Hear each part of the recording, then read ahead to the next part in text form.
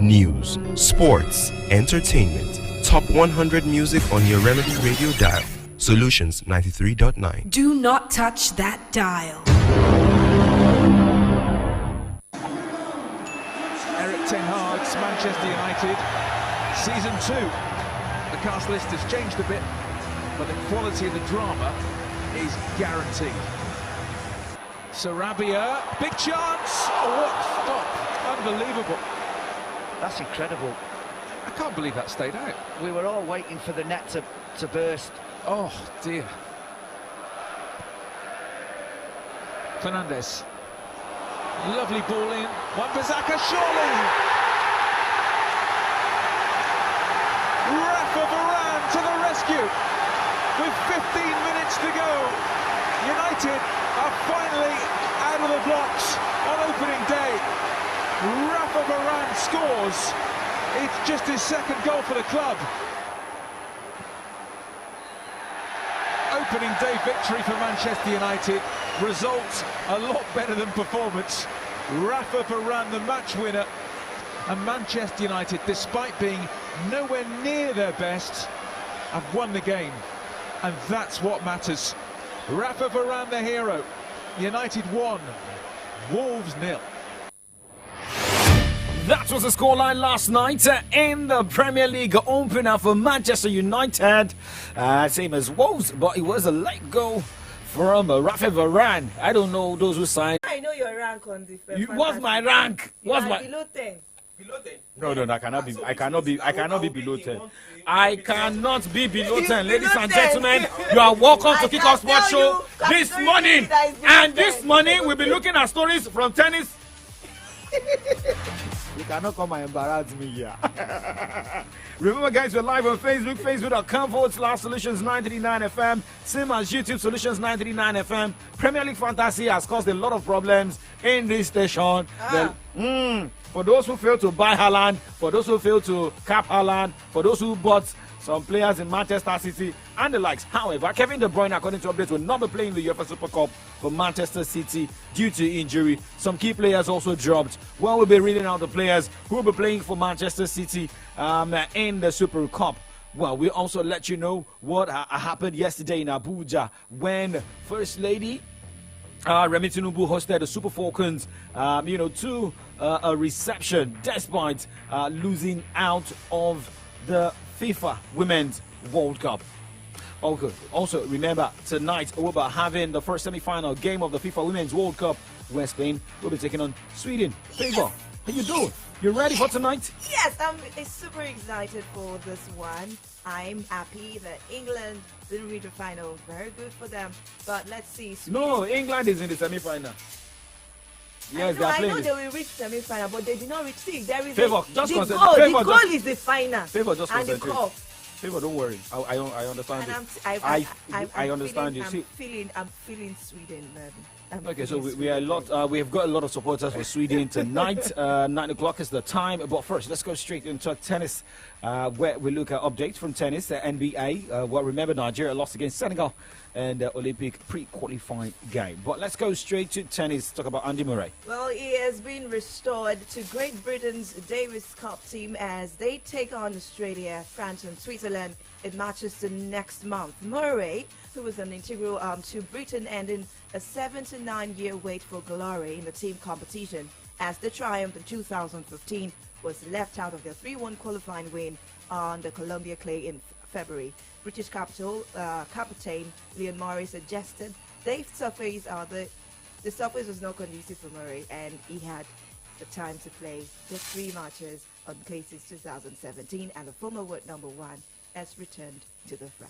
Okay, well, it's good when you keep, when you're consistent with games and you also show that you deserve to be in a setup. Well, there's nothing stopping you. So sometimes when you feel like people are not including you in their plans, it's because they've not seen the best in you. So you have to put up the best performance so that they can see that you deserve to get a slot in every, setup. But now let's go straight and look at games going down today at the Cincinnati Open. There's going to be continuation in the game between Brandon Nakashima and Stan Wawrinka. Remember, it was Stan Wawrinka who was leading, won the first set 6-3, lost the second set 6-7, but who was leading the third set 5-2. And there will be continuation today. Same as the continuation between Bona Courage and Sebastian Corda.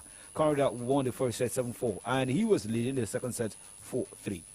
However, more games to go down today. Julie Hecker will take on Taylor Fritz, Karen Khachanov against Andy Murray. Tommy Paul to take on Memeri Krajinovic, who got Bart up against Arthur Fils today.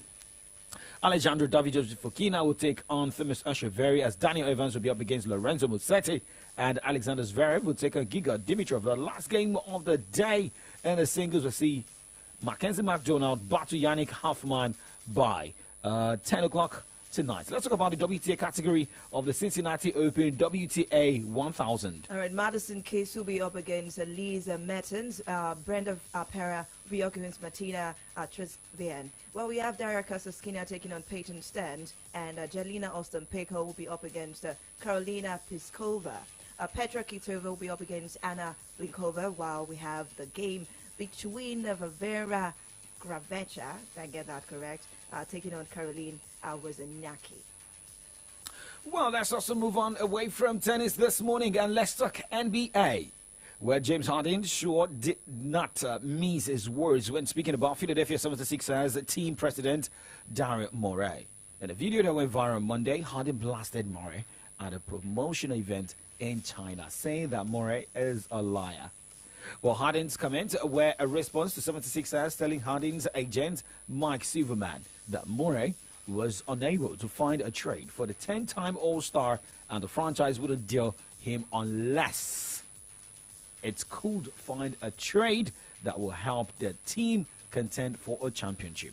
But let's move away from that and let's talk about Nigeria this morning. Well, it's the Nigeria's D Tigers in the news this morning as they began their Paris 2024 FIBA Men's Pre-Qualifying Olympic Qualifying Tournament off to a losing start after going down to Senegal yesterday. In the first game in Group A and also in the tournament played at Eko Convention Center here in Nigeria, Lagos, the Tigers lost 93 to 87 points. They will hope to get their campaign back on track when they face Mali on Tuesday later today. Okay, well, and with that, let's go on the break, and when we return, we talk football, talk about Rivers United, talk about the Super Falcons of Nigeria, we talk Spanish La Liga football, we talk about the English Premier League. Remember, check the time right now, it is 8:09, and in case you're just tuning in, this is Kickoff Sports Show, live on Solutions 939 FM. My name is Oladapo Kunubi Favor Lawrence Ola here.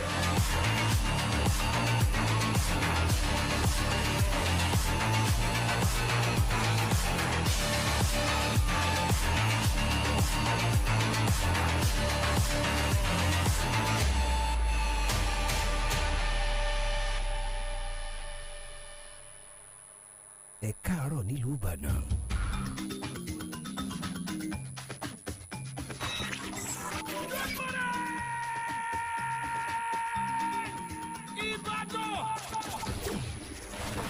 Solutions 93.9 FM. News, sports, entertainment. Top 100 music on your Remedy Radio dial. Solutions 93.9. Do not touch that dial.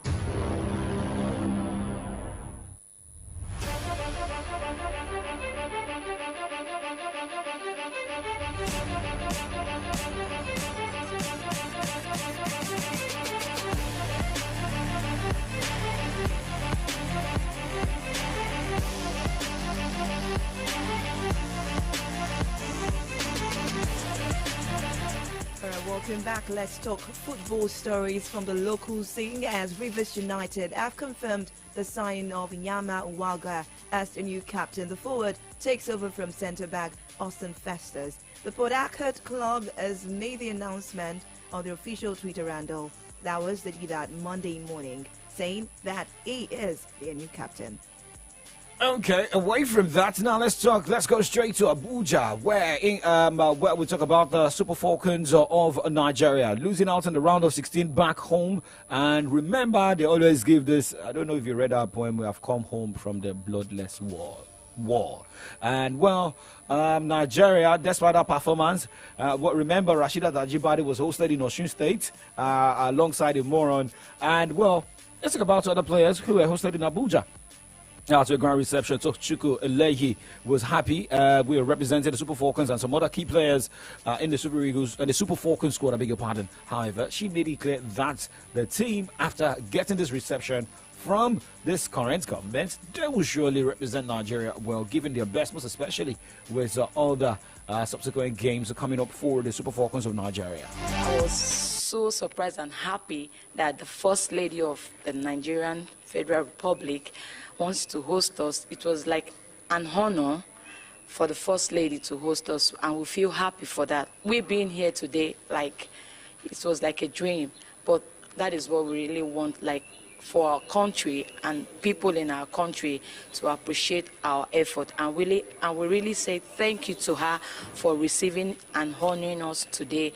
We pray that out there we will not, let her down. We'll keep on working hard so that she can be inviting us more to the villa. Thank you so much. Getting the invitation to the villa, well, we also had the NFF president who was also on ground to also support the ladies. Well, he also made it clear that all the monies, all the ladies will surely be paid, and there's nothing like, keeping some money, and also all the, negative stories being flying around the Super Falcons are untrue. Also confirming that they will have to start working with all the young other cadres of Nigeria's female football and making sure that Nigeria also qualify for the Women's Football Olympics. Whatever is the situation there, by the time that people conclude everything, everybody will get to know the reality of things. And what I want to assure Nigerians is that whatever comes to us, and that is for the players, we will surely make sure that it gets to the players. Well, we are really happy about it for her to show her concern to receive them, despite the fact that they did not get to where we expect them to get to, because our expectation was we want them to win the trophy. But this shows you the kind of leaders we have now, for them to try to see how they can encourage their subjects. And you saw how she was excited when they were playing their matches, and then this singular honor will make the girls to try and see how they can put in more effort, because we are just very soon going to start the qualifiers for the Olympics, which they are going to participate, which will take place in France next year.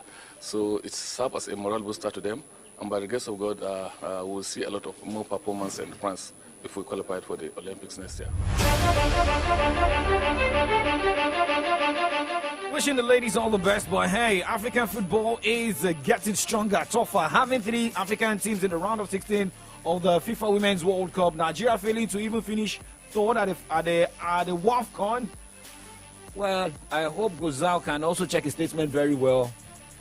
I'm wishing the girls all the best as well. When you started, I didn't know you were going to end with sarcasm this morning. To end with what? It's a note of sarcasm in your voice. Sarcasm? No. I'm just saying, just warning ahead. But let's go on the break, and when we come back, we'll talk about the games going down today and tomorrow.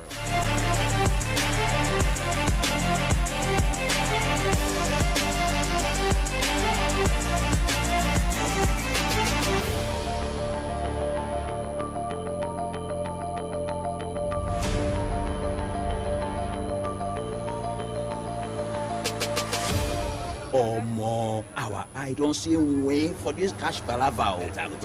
As conductor they shout. As you enter, so enter with your change. Market women go dey holla. I beg, this somebody don't say, I no fit collect now. Supermarket people go dey tell you say. Okay, we don't get change. I beg, use and take sweet now. When you consider better yama roasted fish without the hungry you since in come. I don't carry my wallet come out too. See, life not supposed hard like this, so now make all of us for Nigeria they pay for everything with Momo. Dial *671# or download the new Momo app. Make you follow enjoy this better life. Momo, better than cash. Whenever I tell people I'm a full-time master student and a content creator, they go, huh? How are you able to do both all at once? You be witch? No be juju. Na MTN 5G. Ever since 5G came into my life, I've been on cloud 9. I get to take my classes online in real time and upload my videos before you say Jack Robinson. Even Babe isn't left out. Our long distance is waxing strong. Hello, babe. Can you hear me? Your video is frozen again. We don't do that here, because life is a breeze. Experience the wonders of MTN 5G. Hyper-fast internet connection with no buffering, zero lag, and quality data capabilities like never seen before. Available on broadband and mobile. MTN, Nigeria's #1 5G network. What are we doing today? News, sports, entertainment. Top 100 music on your Remedy Radio dial. Solutions 93.9. Do not touch that dial.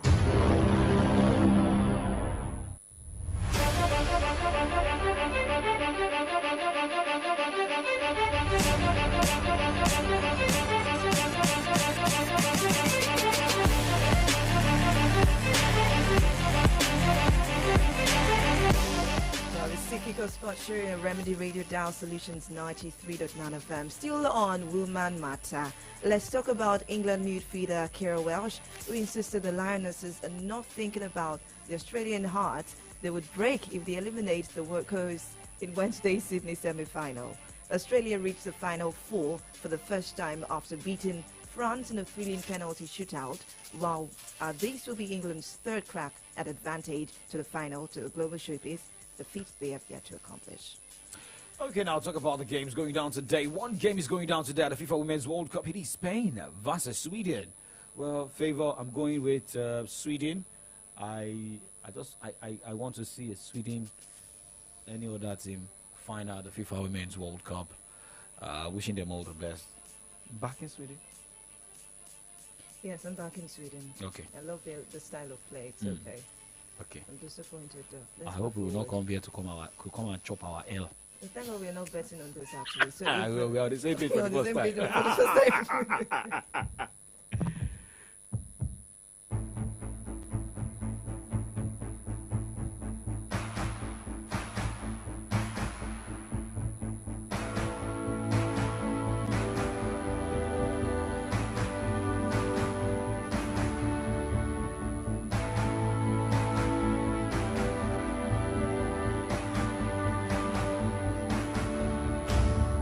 Talk La Liga. Athletic Madrid striker Memphis Depay scored with a stunning large-range strike in second half to secure a 3-1 home win over promoted Granada in the La Liga opener on Monday. We have other, fixtures and other games that were played yesterday and other score lines. How did it go for others there? Well, it was a 10-man Cadiz beating Alaves 1-0 in that game last night. Now, in total, in week one of the Spanish La Liga, a record of 4 red cards.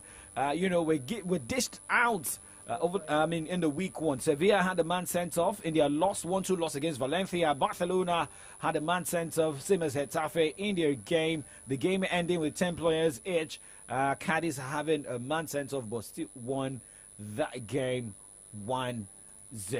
However, but remember, Xavi also complained about the officiating in La Liga, most especially concerning what happened in their game over the weekend. Now let's go straight and talk about the English Premier League this morning, with the Wolverhampton Wanderers being issued an apology after decision not to award a penalty during the 1-0 defeat to Manchester United, according to manager Gary O'Neill. Andrew Onana slammed into Sasa in stoppage time at Old Trafford, but on-field referee Simon Oper did not award a penalty. VAR Michael checked and cleared the incident after deciding it was not a clear and obvious error. But O'Neill claimed afterward the selected Group 1 manager of the PGMOL, Jonathan Moss, admitted it was a mistake. Remember what happened last season? A lot of managers complained about VAR. Why would you be issuing apologies after the deed has been done? Okay. But now let's listen to the manager of Manchester United, Eric Ten Hag, talking about how difficult the game was, but it went so and conquered. It was a tough game, and I have never. The start is always difficult in the season, I think, for every team. And yeah, today I think we can be much better on the ball. We have proven in the last season and also in pre-season. But there you see, pre-season is not season. When the league starts, opponents are more aggressive. And that we have seen from moves. They were very aggressive. I think we were in our skills. We could be better in decision making. And then when we were in the battle, we were not aggressive enough. So from that point of view, we can do a lot of things better. But also, I see many positive things from this. That we had, I think, 5, 6, 7 good and high ball regains. And then we have to take more from the turnovers. And in the end, in a low block, we fought for our lives and we survived it. So 3 points. Well done. Keeps it towards Bernardo Silva. De Bruyne puts in a second cross. It's deep. Rodri. Well, Like it was a war. every game this season is a war. Not only about Manchester United, but for we managers in the Premier League fantasy. You know, we know some people who are already biting their fingers. Now let's talk about Jurgen Klopp this morning, who has called for clarity on time-wasting offences after Trent Alexander-Arnold was booked for taking too long over a throw-in during Liverpool's draw with Chelsea on Sunday. Well, this season has seen the introduction of measures to try and keep the ball in play for a greater proportion of matches, with significant increases in added time seen over the Premier League's opening weekend. It is hoped that adding on time to reflect the length of forces in the game would deter players from delaying the restart of play. Okay, well, remember, there's also enough of added times that you'll be expecting this season. Now, let's go about Manchester City that recorded a 3-0 victory over the weekend. But a man, the captain of the team, has been dropped from the UEFA Super Cup clash. That's no other person than Kevin De Bruyne, who was the most notable absentee from the travelling play, a party for Manchester City's UEFA Super Cup clash with Sevilla after being struck down by a hamstring injury. KDB limped out of Friday's night 3-0 Premier League win with a promoted Burnley, with a recurrence of the problem which prompted his early withdrawal from last season's Champions League final.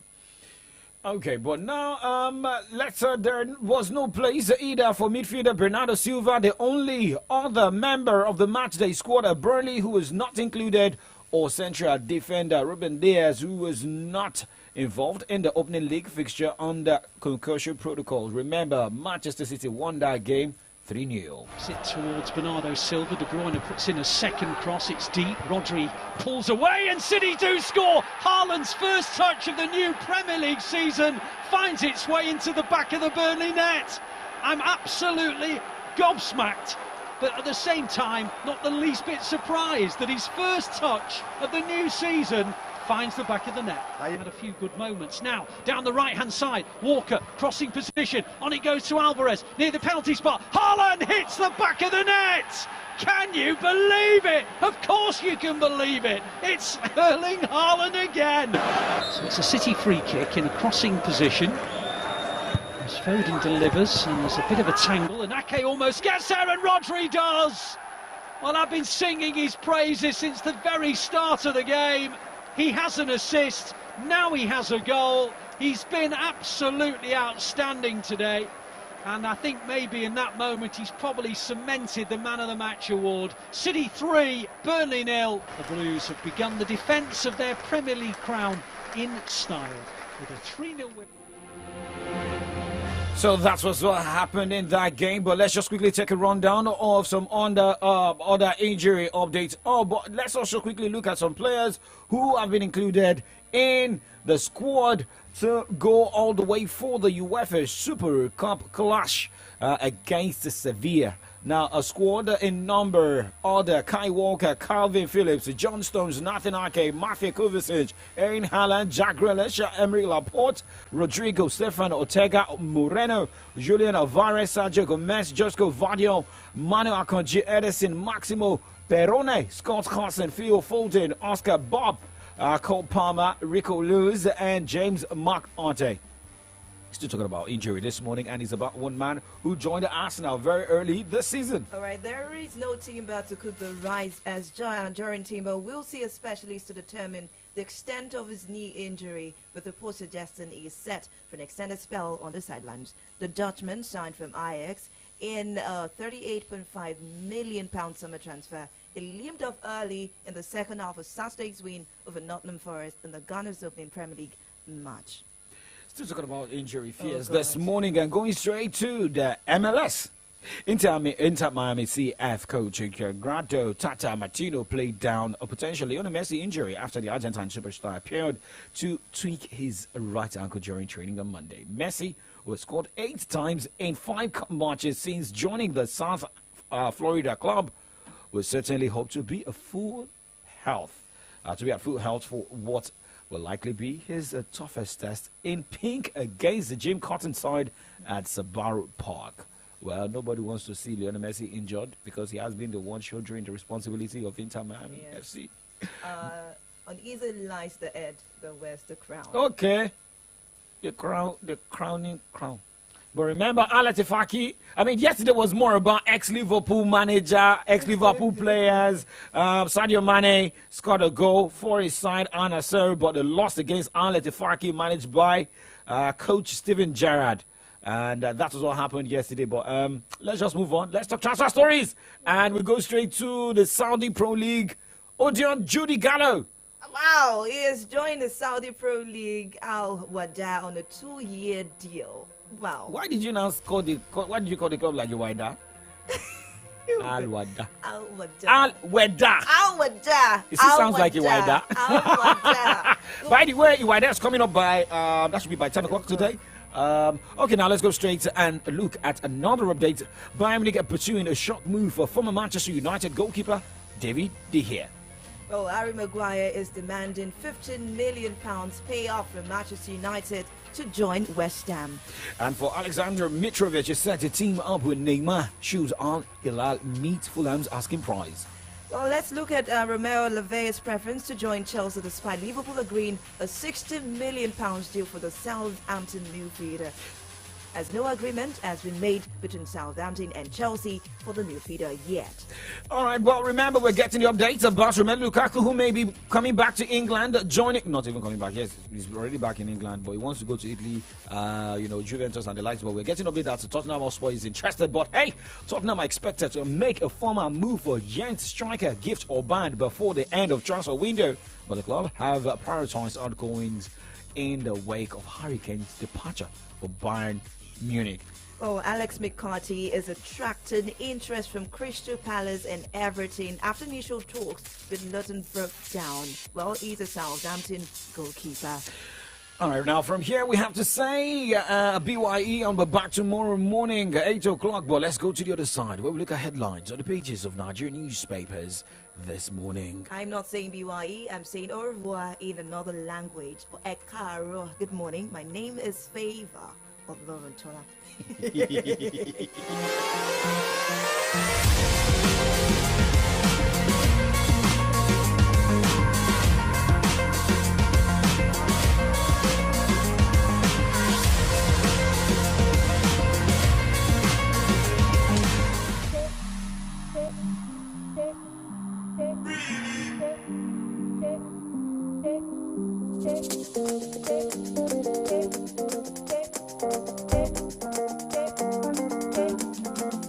Good morning, my neighbor. How are you doing? Are you feeling okay? Good morning, my neighbor. How are you doing? Are you feeling okay?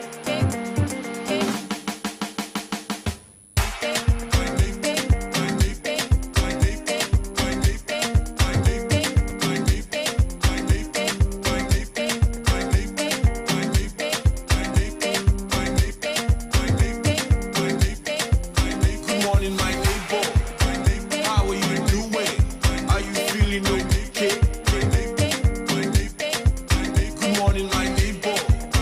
How are you doing?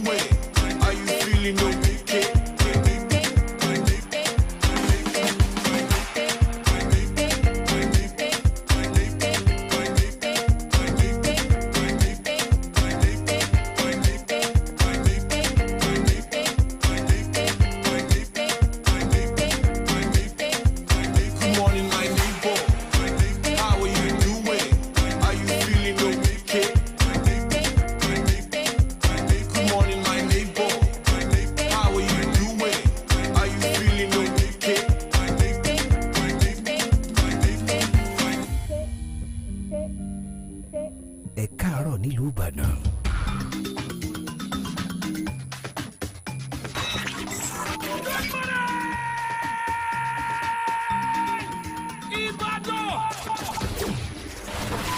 Solutions 93.9 FM.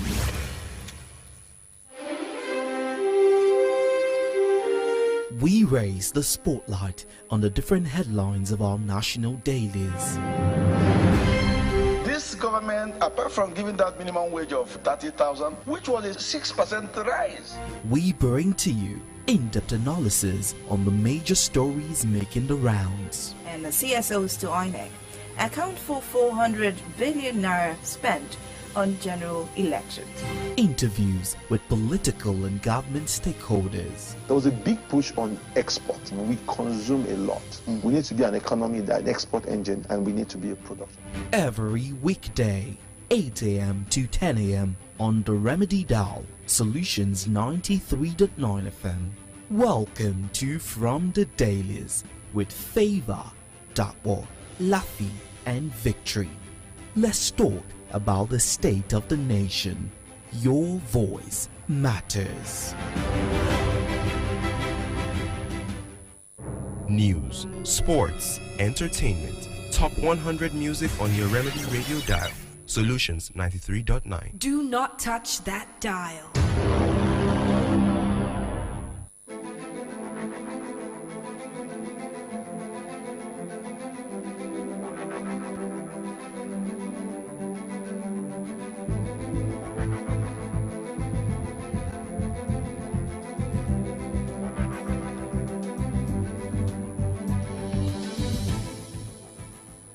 Well, it's a beautiful Tuesday morning right here on the Remedy Dial Solutions 93.9. 33 minutes gone past 8, and it's time for us to look at the front pages of our Nigerian newspapers as we get a perspective and beam the spotlight on some of the stories making the trends. My name is Victory Richard. Good morning to you, Duckbo. Yeah, good morning to you, Victory. I have the stories. I've got headlines from two newspapers this morning, which I'll be checking through. The Punch and the Nation newspapers this morning. Well, one is more about the NLC threatening to embark on strike. And on my way coming this morning, I noticed that the filling station has closed this morning. But while checking Twitter and looking at NNPC's Twitter page like some hours ago, saying that dear esteemed customers, we at NNPC Retail value your patronage, and we do not have the intention to increase our PMS phone prices as widely speculated. Please buy the best quality product at the most affordable prices. I will not. Okay. Yeah. Oh, now I understand. So, well, that's the message coming from the NNPC, but we don't know of other filling stations or other fuel marketers. But that's the update coming from the NNPC this morning. We have a lot to talk about. NNPC is even trending this morning on Twitter. Well, it's good that they put out a disclaimer, so those buying the fuel will know that the price level still remains the same. But sadly, NNPC are the major distributors, so if they're all going to buy from them, then we might probably still get it at the same price. But of course, that's what we're here to talk about this morning. Be reminded that we're streaming live on Facebook as well as YouTube at Solutions 939. We'd love to hear your reactions, particularly with the speculation of a hike in the pump price and NLC's proposed strike action if the federal government decides to increase the fuel pump price. Well, it cannot even come from the federal government. The market has now had their independence. So, well, what we just need to look at here is the NNPCL. If they've come up with that story, but the question is how much are the marketers also getting the fuel? You understand? So no, the NLC are threatening federal government now, not NNPC. Well, they always believe that the federal government, they have a stake. Right? And sadly, the NNPCL is no longer under the government as it is. But federal government has a stake. Well, it is what it is. NLC is proposing a strike action without notice, and NNPC is putting out a disclaimer that they're pump price still remains the same. So it now boils down to what the market has decided to do with that information. Okay, but you know why I'm a little bit concerned right now. If you're saying that the pump price remains the same, are Nigerians buying in convenience or with convenience for that particular price? I don't know the last time you bought fuel. I don't know how much gas is. Remember last week we were talking about likely increase in price of gas. So how much are Nigerians buying gas right now? Remember, after the news headline, you can also chip in your contribution. The last time you bought gas, how much was it? Has it increased or is it the same price? All right, the phone lines will be open as well shortly for you to call in. The numbers would be 0909-888-9939 or 0912-222-2939. We're also expecting messages from you via WhatsApp or text messages to 0904-422-2939. I'll be taking stories from the Nigerian Tribune and the Vanguard newspaper. Let's get right into it.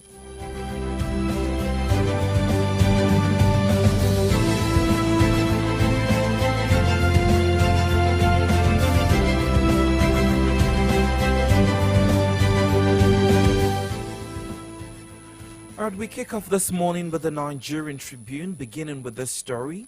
7.5% tax component pushes diesel price to another level.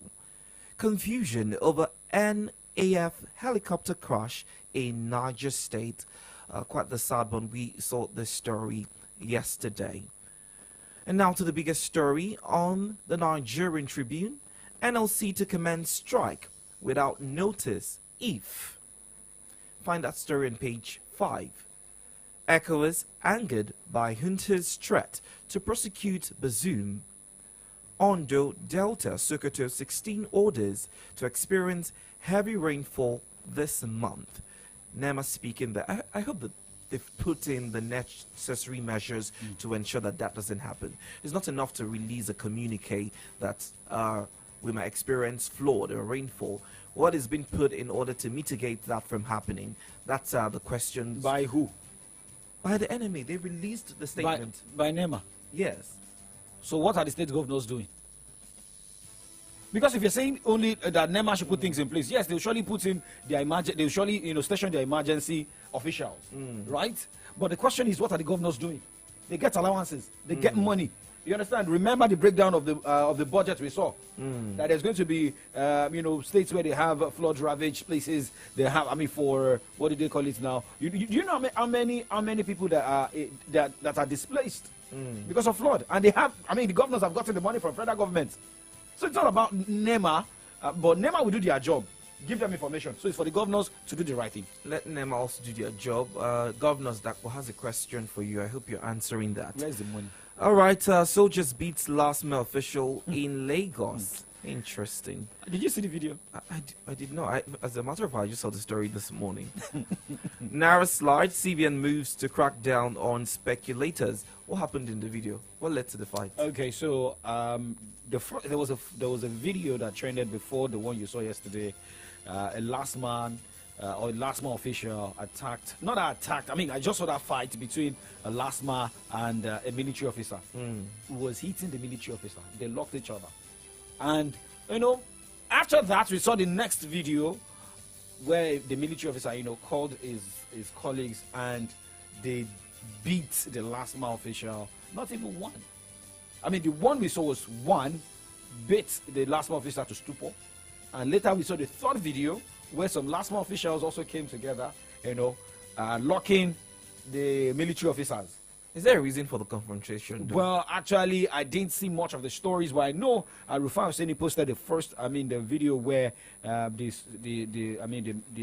military officers attacked the last man. He was really something would have happened. He was really angry to want to beat up a military officer. So something might have happened. Level of audacity. Yes. So it's like 3 videos. So something might have happened that will trigger the last man official to attack a military officer.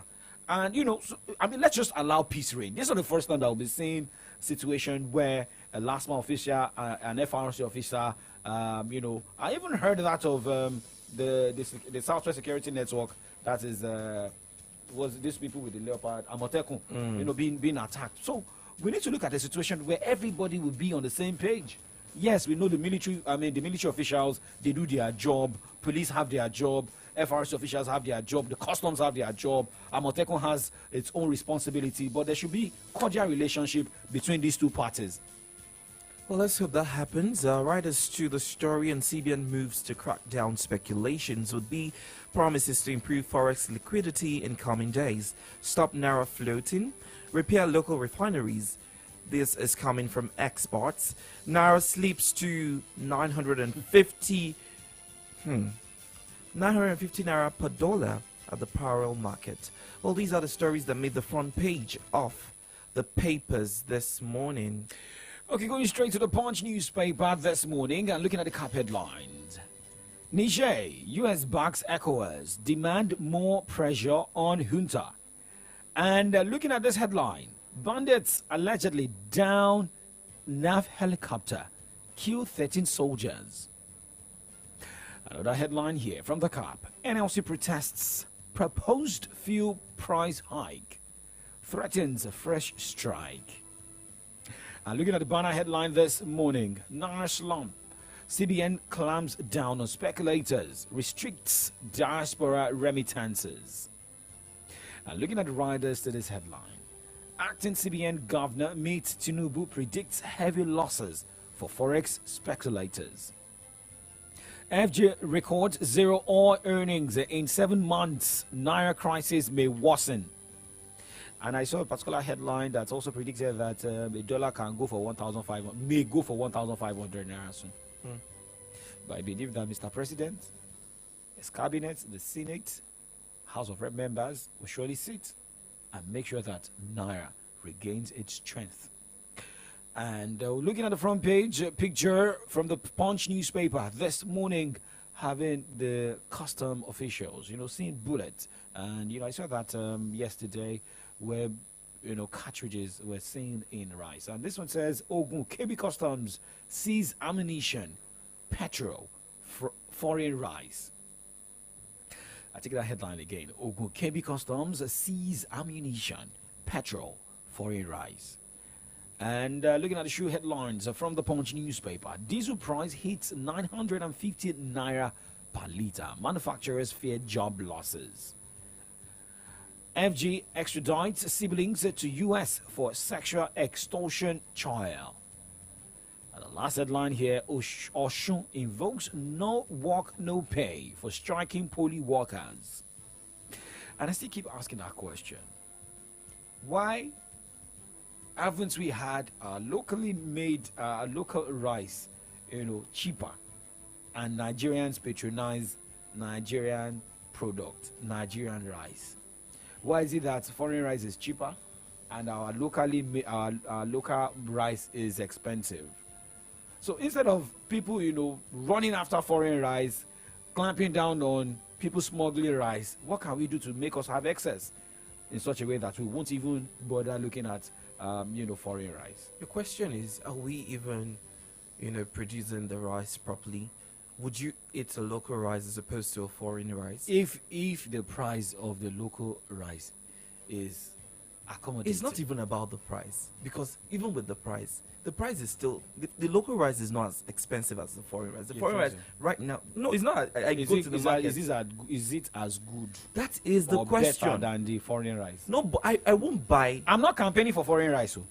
Try and understand me. What I'm saying is, I would not even buy the local rice. I will buy the foreign rice because I don't want to go through the hassle of picking and cleaning the local rice. Some of these local rice are not properly done. That's the challenge. So it didn't go through the right process. The thing is, I think we had the pyramid. We had the pyramid rice. So. It's the pyramid. Okay, but let's go to the next newspaper. All right, now we're moving over to the Vanguard newspaper. Interesting times that we live in right now. Well, we're going to be all right. Don't worry. Let's look at the Vanguard this morning. Federal government to revive. List more bond government access to stock exchange. Find that on page 19. Nigeria Coopers to prosecute ousted President Bazoum for high treason.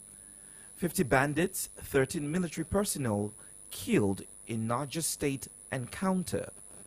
Delta, Ondo, Sokoto 16 orders to experience flooding in August. NEMA speaking there. And now to the biggest story on the Vanguard this morning. It is economic shutdown if petrol price rises again. Labour. Naira slide, CBN moves to crack down on speculators. Gani Adams petitions, Kwara government warns of looming religious war. Okay. Herdsmen killed 2 teachers, injured 2 orders in Plateau State. Reps query jam over lopsided employment. And finally to sports, Napoli put a massive release clause for Oshima's new deal. These are the stories that made the front page of the Vanguard newspaper. Okay, now going straight to the Nation newspaper. Here, the last newspaper we're looking at. NEMA warns of flooding in Lagos, Ogun, Ondo, 16 others. Marketers put petrol ex-depot price at 600 naira. Akeredolu's wife hopeful governor will return soon. And if you look at that story, there was a particular paragraph where so said that where the first lady was quoting "The Storm Is Over" by R. Kelly. Storm is over. I mean, Akeredolu has gone for like several visits, health. What do I call it? Vacation. Yeah. And I'm really worried about the governance in that state. There's been a lot of news about even the deputy governor and the House of Assembly just acting the way they so please in this state. So I understand that the governor is human. He needs to take care of himself in order to cater and govern the state. But also, should the people suffer poor governance as a result of your health challenges? I don't think people in that state have been complaining, but I think the only issue is about the deputy governor, in that state. If the deputy governor is making the news, then the people are lamenting. The people won't be complaining if the deputy governor is acting right. But, well, you don't expect people to. Some people will be loyal to the governor, while some will surely be loyal to the deputy governor. But let's continue. Let's keep. I mean, this is middle August, so let's wait till the end of August if the governor will be back. But we wish him quick recovery. Yeah, that's right. And the red headline from the Nation newspaper this morning: First Lady hails Super Falcons for superlative World Cup performance. Forex crisis. CBN likely to flood market with dollar. And that's a banner headline from the Nation newspaper. Right as to that headline, Tinubu OK's Apex Bank's plans to stabilize currency volatility. How to strengthen Naira by exports. CBN hammer to fall on speculators. And there's a quote to that headline. And it says, "We do not believe that the changes going on in the parallel market are driven by pure economic demand and supply, but were topped by speculative demand from people." End of quote. And we have the front page picture of the reception in Abuja yesterday where First Lady Remi Tinubu hosted the Super Falcons. Now there's this headline: U.S. presses ECOWAS to pile more pressure on Niger junta. Right after that, no to Bazoum trial. Akinyemi endorses action. Air Force probes helicopter shot down. Claim by bandit. Last headline: Customs intercept ammunition stacked in 20 sacks in Ogun. Now we're done with the headlines. Let's go straight to the burning issue this morning. It is more of the NLC going on fresh protest or the fresh strike based on increase in fuel pump price. But the question is it always going to be about the increase in fuel pump price? What other things can the NLC fight for? Remember, they're still fighting after the increase of the 500 to 600 plus. Now we are getting another update. Here is Joe Ajaero, the NLC president. They are contemplating increasing the price of pump price of petroleum products. And the Minister of Labour for some time now will only go to Minister of Justice to come up with a so-called injunction to hold the hands of Labour not to respond. But let me say this.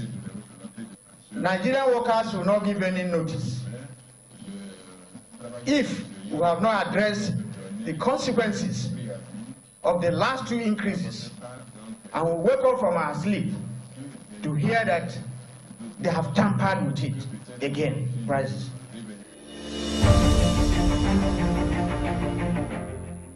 That was George Gyro speaking there that NLC will go on strike without notice. Comrade Oluwamotosho is here, and let us talk about this issue and more. Good morning to you, Comrade. Good morning, you and all of you in the studio there. And good morning, Nigeria. Morning to you, comrade. Great to have you join us. Well, let's begin the conversation with the news yesterday that we saw the report from the NLC proposing a fresh strike action if the government continues with its plan to increase the fuel pump price. I mean, hard as it is for Nigerians having to buy fuel at 600, 500 and prices of that cost, and now they're proposing 700 plus. What is really happening, honestly? The problem we're having is a lack of focus from leaders that, well, should I say, a lack of proactive reasoning, or should I say they are slow? Because everything we are having right now is just temporary. And the solution we are having now is temporary as well. It's not the long-time solution. Now, what I expect this is, okay, we have removed even though the West not even supposed to remove subsidy until at least 2 of the refineries are up and running. But that has been done. So now that this has happened, you are saying that you are leaving the pricing of the petroleum products to market properly. So definitely, there are so many other factors that affect the prices of petroleum prices. Now, they are not buying with Naira. So, if you want to buy, because we are still importing, now you like saying independent marketers to go and afford. So, of course, they still need to source forex. They need FX to go and bring these things in. And look at FX itself. FX has started a relay rate for a very long time. Now it's like before we get to know it now, it's going to hit what the 1,000 naira mark. Of course, you don't expect the marketer to buy FX for 1,000 naira and then bring products in and then price the product at the rate at the rate of maybe FX at 700 will give, or that FX will give when adding the same time that it really will give it when you buy FX at 500. So it's you really cannot blame the marketers, the people that are bringing it in. Now, if the NNPC, whatever NNPC is saying now, holds no water at all, because all the petroleum marketers will not go through them. They will go and bring their own. But the problem is, the price of, how they get forex now. I think there is something that government should have done. To say, okay, until we are able to get done, we're fixing this refinery. Now, verify petroleum marketers, get new ones, and say, okay, we're going to talk to the central bank to give you FX at so amount. And then you make sure that there are no intermediaries, that there are no middlemen. Let the FX go directly, to the market. Or you can say the marketers can go, organize, and negotiate for the five products that they are bringing in, and then you can ask central bank to pay directly to the supplier without having to go even through, the marketers. And that would spoil. At that rate, you are still not controlling the prices of petrol, but you are making sure that it becomes easier for marketers to bring it in. So we are not doing all of that. You just leave it on free fall. So definitely, we're still going to have petroleum prices galloping, moving up just the same way and FX is not going to come down now. It's going to continue to go up because our economy has been dollarized. If you want to go and buy something outside of Nigeria, you take dollar. If you are taking things outside of Nigeria to abroad, you still pay dollar for shipping and all that. So what country does that and have a stable exchange rate? Nobody does that. Now, it's until we begin to do things that will see us taking goods out of Nigeria and then bringing in for us, or making sure or coming to the policy that will see that anybody that is coming to Nigeria to pick things or we are sending things out, you pay with naira, not with dollars. So I think these are some of the things, and if that is not done, of course, it's going to continue to affect the common man. And the more it affects, the common, of course, workers are part of us. They are the common man too. So strike I don't think strike is the issue now. I don't think so, because it's only going to add more to the pain that we have. But I think a constructive discussion, a round table discussion, is what I think Labour needs. To sit down with government and then see how these things could be done. Now they have said one of the refineries will be off by December. But look at the time between now and December. We still have 4 months to go. How many more deaths are we going to record? How many more men are going to fall on the way? By the roadside, trekking from home to work or returning back home, and all of this. So I think that something needs to be done radically, other than the normal stereotype way that you have been doing it, going on strike and all that, and then you call it off. I don't think that's it. Comrade, just to follow up to that, I feel really perturbed and worried about businesses in Nigeria as it is. And it brings me to the question of the cost of this inflation and devaluation. I know you already mentioned it at the course of your analysis right now, but for the purpose of emphasis, I would like for you to talk about what is actually causing this devaluation that we're experiencing with our naira. Because if things are not done, businesses will definitely crumble. Like you mentioned, you're buying anything, you're paying in dollar.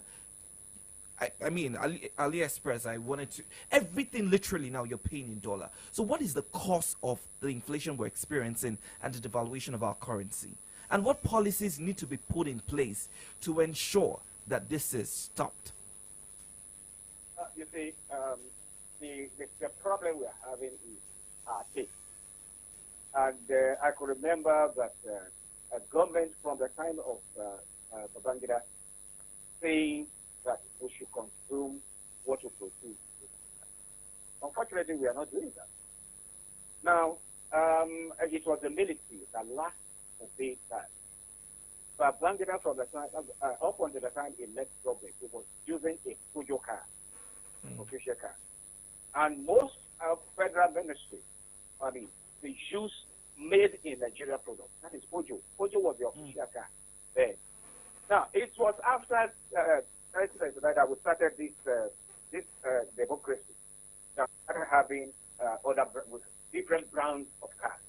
Now we begin to have Toyotas and all that. Toyota does not have a factory here. Fujo had an assembly plant in Nigeria, and then now it's dead. Also, they had assembly plant in Nigeria. Now it's dead. Now, there is no way you will go out and buy finished products that you will not require, that will not be required to pay them with what you have, with your currency there. And somehow, America has succeeded in making dollar the most favored currency. And you need to sort that. Now, whatever we want to buy in Nigeria, we need to go out and do it. Then you need dollar to do that. Our educational system had been so bastardized. And parents are now sending their children out of Nigeria to go and study out there. They are going to pay in dollars. They are paying school fees in dollars. Now, there are so many, a lot of us are saying, a lot of us now prefer to buy Italian shoes. Whereas we have, shoes that meet the same standard here in Nigeria, that are made in Nigeria, but we prefer to buy Italian. So we are going to pay in dollars. Now, some of us within the T-shirt, we have a lot of these things, these dresses, that beautiful ones that are made here in Nigeria. But we prefer to buy, branded, designers, foreign brands, and things like that. So we need Forex to do all of that. Now, there was even a time that one minister joked that even when people are now importing bottled water, all of this nonsense are happening. And then you don't expect, and what are we sending outside? Sometimes government made attempt to say, okay, we are going to export agricultural products, yams and things like that. I remember a time they exported, they got to, I think, to America or one of those countries, and then it was rejected that it did not meet a standard. Why will it meet standard? It will not meet standard because, of course, they know they don't want us to bring that to them. Of course, this conspiracy is just working simply because the kind of people that we have in government are not proactive in thinking.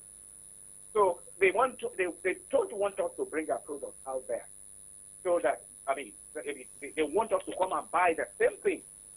Before you get to know it, we'll begin to buy yam from America and buy yam from UK to bring it to Nigeria. We call it imported yam. Yes, because it's getting there. Because they have so much brainwashed us and our leaders. Our leaders are not seeing this. So for as long as we continue to do that, what is the problem with Nigeria? Why are we importing refined products, petroleum products? We have 4 refineries, for crying out loud. Now, if Dangote can make, can build a refinery, and then put an NNPC, we are not talking about NNPC put money there to buy 20% share. And we are not talking anything. And look at the product, look at the infrastructure of NNPC. The 4 refineries are not working. They are dead. NNPC is not doing that. And look at the humongous amount of money that have been spent on around maintenance of all of these refineries, and yet we don't have it. And then we are talking about we want our economy, we want our naira to be stable. No, comrade, it will never be stable. Comrade, I think we need to change our thinking pattern. Okay, changing the thinking pattern, but you made something clear that during the military era, the head of state then was using poultry made in Nigeria, but until we switched to when we switched to democracy, things have changed. Are we saying that democracy is more of a downgrade to Nigeria's economy compared to the military era? Well, democracy is the best form of government, no doubt about that. But the factor that is affecting us in Nigeria is the famous Nigerian factor. That's what is affecting us. Because a lot of people see being in government as an opportunity to go there and satisfy personal aggrandizing view. People believe that, okay, this is an opportunity for me to have my share of the national cake. A lot of the people that are in government today don't see their being there as a call to service. They see it as a call to come and take a slice of your own share of the public field. So, and that's the reason why they are not thinking about us. And not thanks to we, the people, ourselves. Because the moment somebody wins the election and they get there, we begin, we call them routine goals. We are the people that make them emperors because we begin to call them Your Excellency. Now, we kneel down for them, we prostrate for them, we do everything, we worship them literally. And of course, it makes their head to swell. We are Africans. You know, Africans will love people worshiping us. So it is the people that are there that are making things. Democracy is the right, is the best for me. If military can say this is the way, I wonder. I don't really understand why there is a departure from that. There was it was a decree or something then that made the ministry to say, look, we are going to be using made in products. Can you imagine if Pojo is still operating in Nigeria? Can you imagine the number of people that will be in their economy?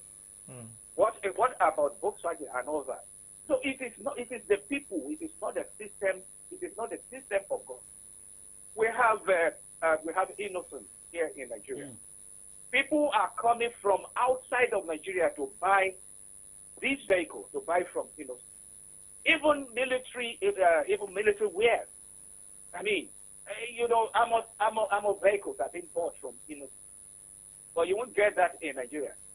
Even in the country, the state where innocent is established, where innocent is. When you look at the vehicles, right, you will mother. They are not using innocent. And we expect all of this. In fact, I expected a government like Tinubu is there now. I expected to say, okay, going forward now, all federal ministry in Nigeria must buy from innocent. Yes, they will say that they are making money for innocent. What stops government from buying into that business? What will stop government to say, okay, now we are going to be innocent, but then this is what we are going to do. Now we are going to buy share. Let us say we'll gladly do that. Or you look at all that other people, other local manufacturers, patronize them, empower them, put money in their business, let the money grow, and buy shares in there. Now we will start, but that will stop the rate at which we import things, because we have locally made that we can use here. And then the business begins to grow. It will get to a point that they will begin to export, and then bring foreign exchange to the country. But I don't know. They are not thinking that way. Everybody wants to say, well, so for government to invest in innocent, now you will say, look, why will I empower an Igbo man to do this? No, I'm not talking about Igbo man now. We are talking about the economy. We are talking about the country. We are talking about we getting better. I don't know, but I think someday, we'll get a crazy man that gets into that office of the president, and then that will begin to do things right, because everybody that thinks the way we are thinking now that things should be done the normal way it's been done now, and I mean that is reasonable. But it's only a crazy man that will come and say, look, things can never continue this way. Things must change. And then maybe by then we'll get things right. Okay. Now let's move on, comrade, this morning as we look at another headline. I know you were also surprised looking at the NAF helicopter that crashed yesterday. And, bandits allegedly down NAF helicopter Q-13 soldiers. And that is from the Punch newspaper. And we are also getting updates, from the Nation newspaper that says Air Force probes helicopter shot down, claimed by bandits. Kaduna-bound MI-171 chopper crashes near Zungeru. If we are having this, and we still have an ECOWAS led by, President Bola Tinubu, seeking to have a peace talk with Niger, how do we stop continuous crash? Remember what happened in Lagos a few days ago? What also happened in Zungeru now? And this is not the first time that we're having crashes, and we have men of the military being involved. And now we are saying that the bandits are also claiming that they're behind the crash. Yes. I will not. I think the Air Force needs to probe that crash. And if the bandits are claiming responsibility for that, now I will not.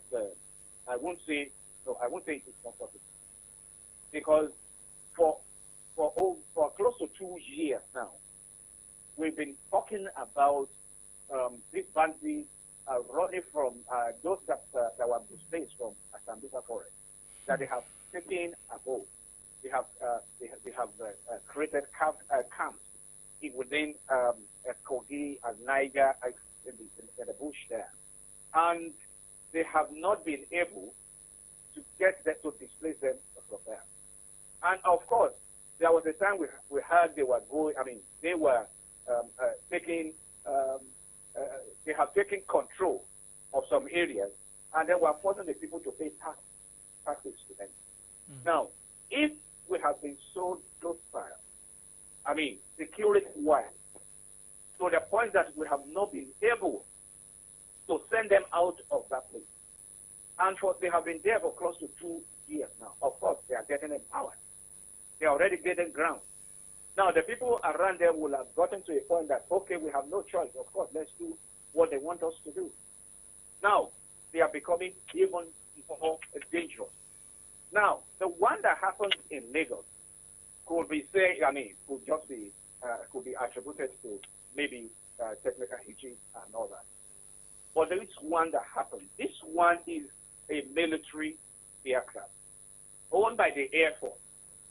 Now, I will not say. I will not blame the current service chiefs that we have, because they are just coming in. And from the little time they have been there, we have seen the wonderful work that they have done.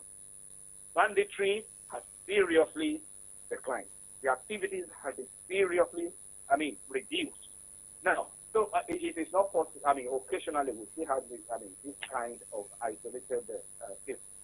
But I think it's a call for them now to be more vigilant and to be more brutal with these bandits, because they pose a lot of threats.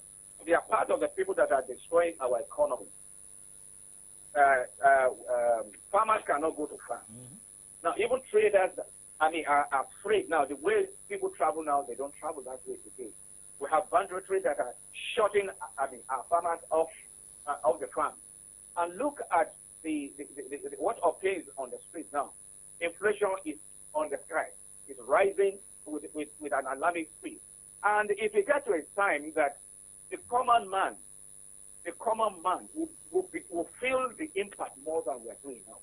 If this government is really serious, then they must be brutal with these bandits to make sure that they are, they are vanquished from our land.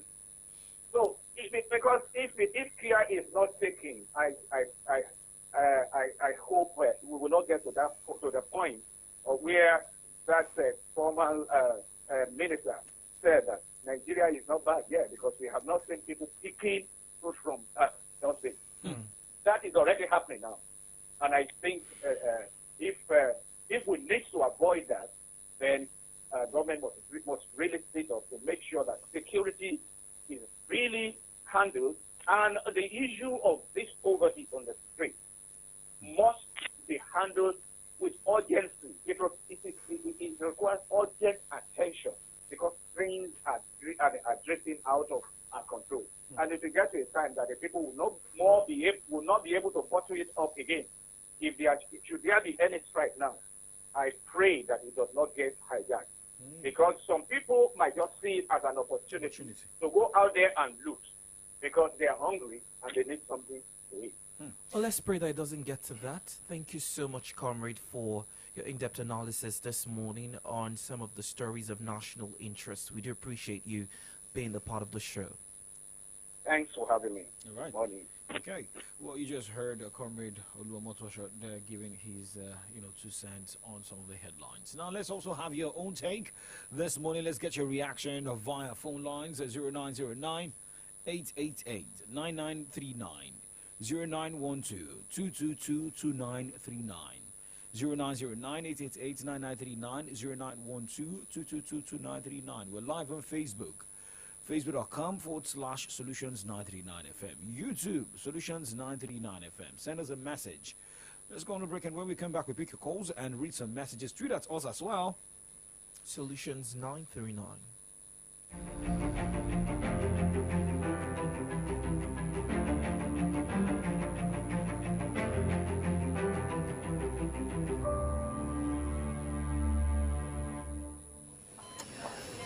Hi, my name is Dr. Tunji Bakari. I've been a medical doctor for over 20 years, and sometimes I have to recommend my patients leave the country to get urgent care. But with 5G, I don't need my patients to spend enormous amounts of money to fly out.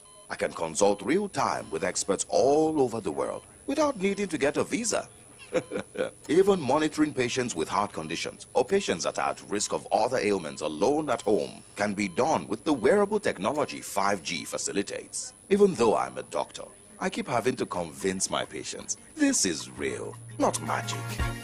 Bridge the gap with MTN 5G. It offers hyper-fast internet speeds, seamless buffering, and applications that can only be possible via its quality data capabilities. Available on broadband and mobile. MTN, Nigeria's #1 5G network. What are we doing today? Omo, our eye don't see way for this cash palava. As conductor they shout. As you enter, so enter with your change. Market women go dey holla. I beg, this somebody don't say, I know if you collect now. Supermarket people go dey tell you say. Okay, we don't get change. I beg, use and take sweet now. When you consider better yama roasted fish without the hungry you since you come. I don't carry my wallet come out too. See, life not suppose hard like this, so now make all of us for Nigeria they pay for everything with Momo. Dial *671# or download the new Momo app. Make you follow enjoy this better life. Momo, better than cash. News, sports, entertainment. Top 100 music on your Remedy Radio dial. Solutions 93.9. Do not touch that dial.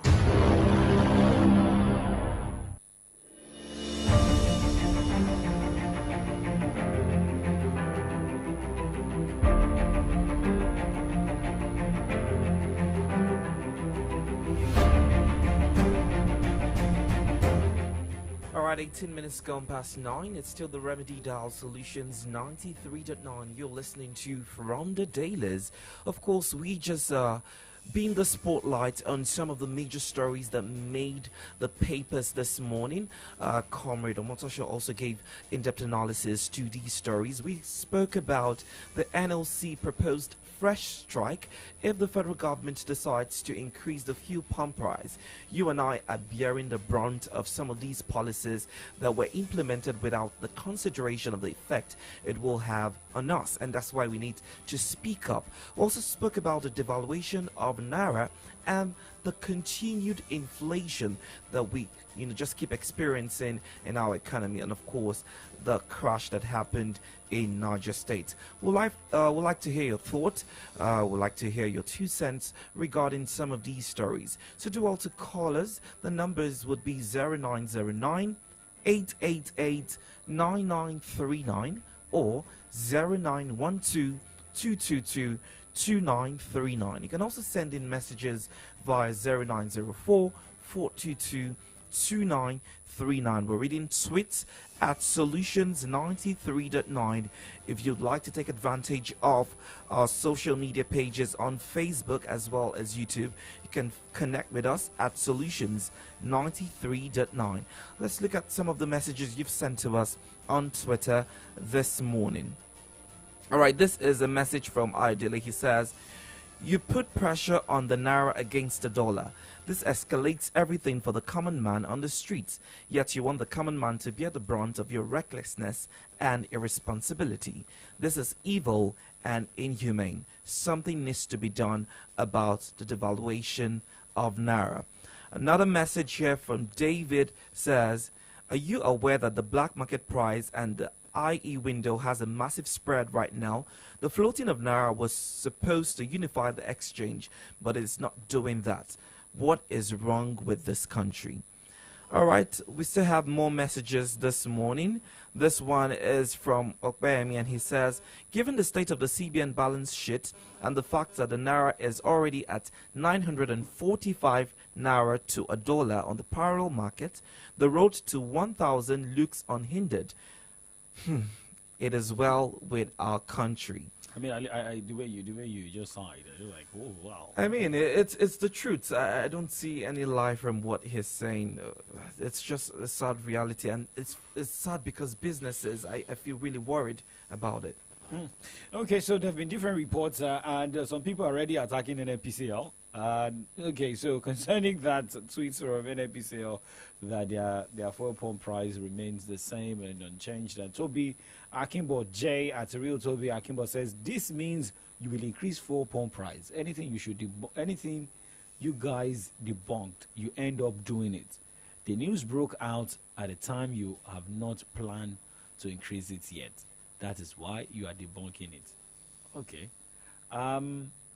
Let's look at that issue in Lagos yesterday, which is more of the LASMA and the Nigerian military officers. And, well, remember this headline, Army condemns misconduct as soldiers, LASMA officials clash. Now, at Sky Metal, at Anthony_Mbulu says, do not only condemn it, they should be brought to book. Why would they disrespect, disgrace our uniform? I'm a proud Nigerian, and no two uniforms representing Nigeria should fight each other. Each uniform should be guided by its constitutional right to serve and protect. And well, some already, I mean, you were asking me who was wrong earlier, and someone is saying Agbero uniform, that's Lagos officers. The army are correct. Last man need a new lesson. And Bami team at Tanimola Lawa 1 says condemnation is not enough, but the soldiers and the LASMA official should be punished. All right, let's look at some of the reactions from the NLC's intention to start off a fresh strike. And this is from Agui. He says, NLC today is acting like a toothless bulldog. They come out and gnashed it and retreat back to their cubicles. I hope that they act right very soon. Well, I don't know about that. This is a message from Marshall, and he says NLC should stop threatening strike and go on with it so we can get serious with ourselves. No patriotic Nigeria is cool with the situation except those criminal and myopic fellows. This Nigeria that we're seeing is not working at all. A message from Kemi says Labour should demand pay tax quote, health and vehicle insurance cost, subsidize CNG conservation for vehicles, 20-seater CNG buses, subsidize tricycles and taxis, etc. NLC must get serious and stop threats of strike. Wake up to the responsibility of participating and getting the solution. Strike has never been the answer. At engineer_Stacy_EC says, you all in NLC are all bulldogs, but sadly your own type of bulldog is a toothless one with heartbreak emoji. At Babangida A49387 says NLC are not doing good to the masses. This means nothing. And can we see one more before we go? At Kamax 3000 says NLC should be proactive. Okay. All right. This the messages we have this morning. But remember, well, you can also go back to the video as soon as we're done. You can also rewatch it and click like, subscribe, and share. But let's go straight to traffic update this morning.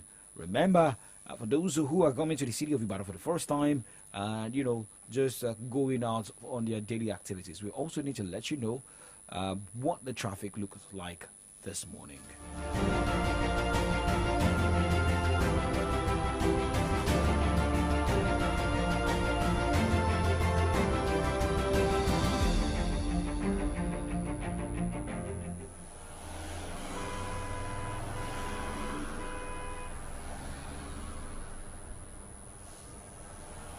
It's time for traffic update. update from our roads, streets, and environment.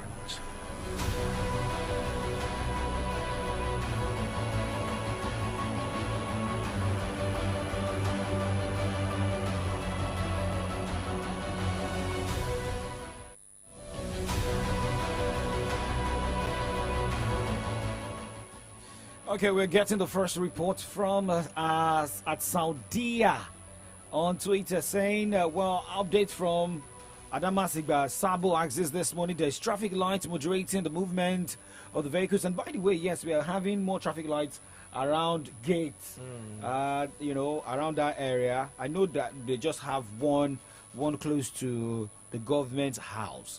And, during the day, people always observe the traffic lights. But anything 6:30, 7 o'clock, everybody just make their move. So there are policemen regulating movement and making sure transporters abide by it. The filling stations in the area is still closed. Remember I told you about what is happening? I mean, the filling station close to us here at Okeado closed. But how many people want to?